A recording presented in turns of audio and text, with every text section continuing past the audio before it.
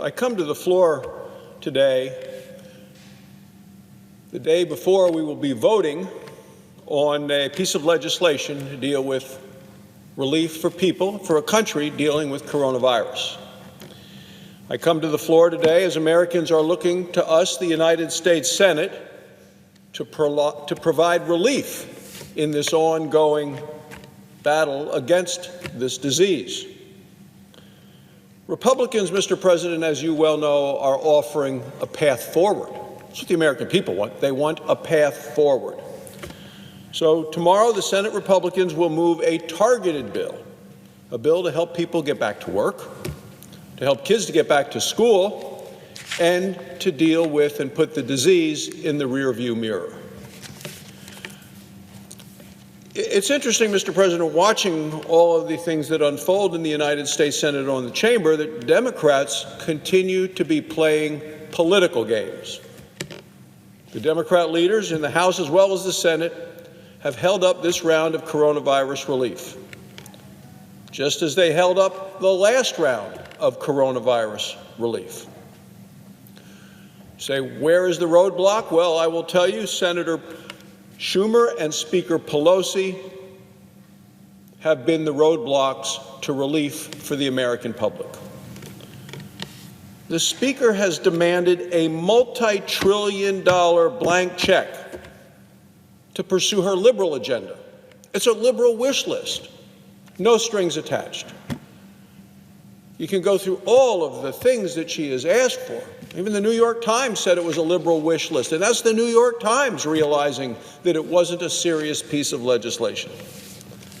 And yet just last week, when Speaker Pelosi was asked about it and all of the things that are in it, she said, "We're not budging."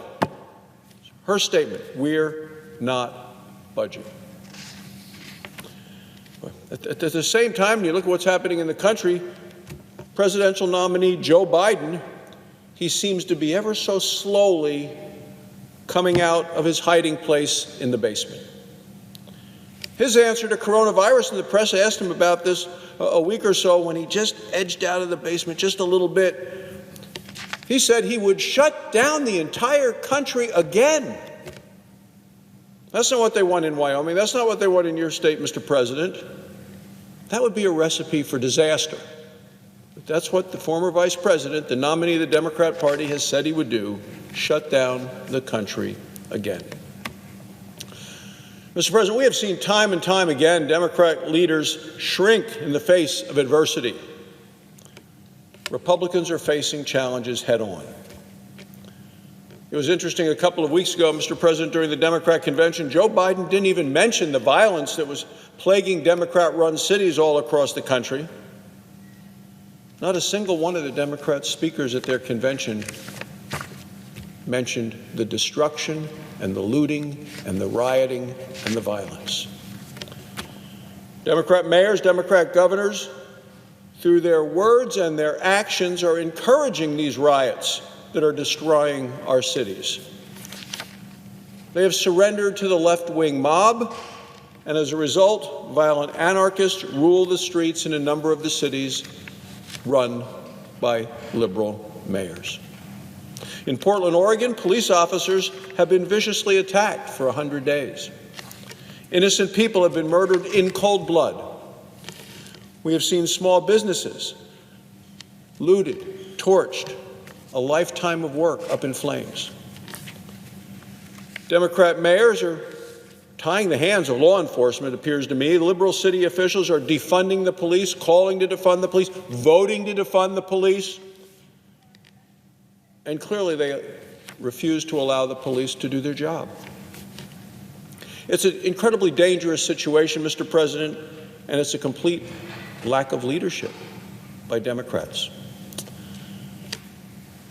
Mr. President, Republicans would defend, not defund, the police. The burning, the looting, the rioting, this must stop. People are fleeing the liberal cities and they want to move to states like ours, Mr. President.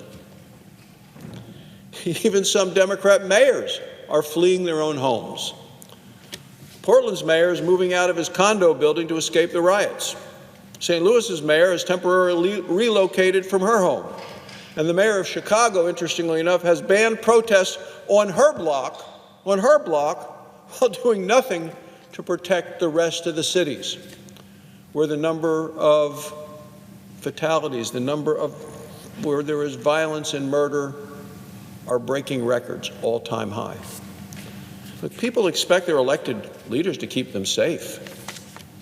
But really, the Democrats need to get their priorities right. They don't have them right. Americans need safety and security so they can get back to a normal routine in their lives. But there really is some good news to report, Mr. President, and that is both with regard to coronavirus and with regard to the economy. Last week, the Wall Street Journal reported that coronavirus is starting to retreat, that positivity rates fell 40% from July, that hospitalizations were down 60%. And the good news is researchers are reporting that they are on track to produce a safe, effective vaccine in record time. And as a doctor, I will tell you, this truly is record time. When I think of how long it takes years and years for vaccines to be developed. Now, we're not out of the woods yet, but we're making significant progress and moving ahead at warp speed. That's one of the things that's going to be on the floor tomorrow with this vote, as we work to get people back to work and kids back to school, and the virus behind us, is more money and effort for testing and for treatment and for vaccine development and distribution. But the economic news is good, Mr. President. As Joe Biden says he would shut down the country again, this country is opening up and doing remarkably well. The economy added nearly 1.4 million jobs in August alone, 10 million new jobs in the last 4 months. Unemployment rate fell to below 9%, 8.4%. That's down from a pandemic high of close to 15%. And it's interesting, Mr. President, the experts had it all wrong. The experts said that heading into the fall, we'd have an unemployment rate at over 16%. It's now down to 8.4%. I compare this to the economic recovery that took so long when President Obama and Vice President Biden were running the economy. We had an unemployment rate of over 9% for 30 months in a row. Over 9% for over 30 months. This time, the unemployment rate, we are already below 9% at 8.4%. So the economy is rebounding, the virus is receding, but still there is hardship around the country, and that's why we will tomorrow vote on the floor of the United States Senate to deal with the needs of the American people. Yet Nancy Pelosi and the Democrats in Congress remain focused on a different agenda. And I believe their misguided priorities will hurt, not help Americans. It's interesting, Mr. President, when I listen to the Speaker of the House, even like over 100 Democrats wrote her and openly commented that they should be able to allow to be voted on a targeted piece of legislation. She refused to listen to them. But we were home for the last period listening to folks all around my state and your state, and what did we hear them say? They said we still need help with paycheck protection for our small businesses so they can continue to make payroll. Nancy Pelosi says no. Chuck Schumer says no. They said we want to get our kids back to school so we can go back to work and our kids won't fall so far behind.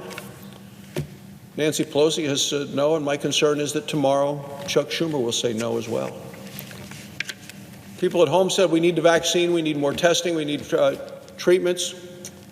It sounds like tomorrow the Democrats may say no to that as well. But I look at the list of the things that the Democrats are proposing in their representation.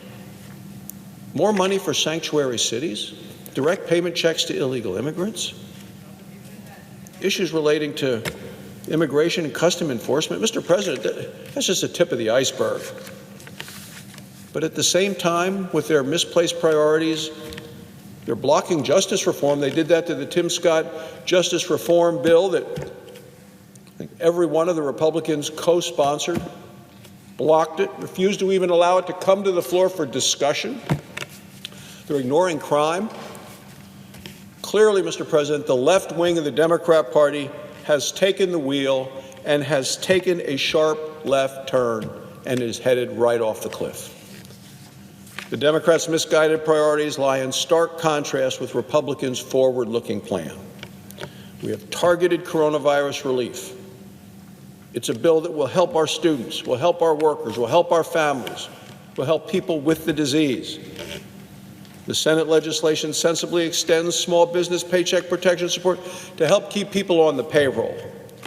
It ensures that we beat the disease with the money that we've talked about. And it gives the schools the tools that they need and continue to need to reopen smartly and safely so our kids won't be left behind. So, Mr. President, I come to the floor to say the contrast is clear. What we're hearing from the opposite side of the aisle are empty Democrat promises, and Republicans are delivering on ours. Senate Republicans are going to stay focused on governing. We're going to do the job the American people elected us to do. Mr. President, the choice could not be clearer. Republicans on a path forward, or Democrats with their ongoing partisan obstruction.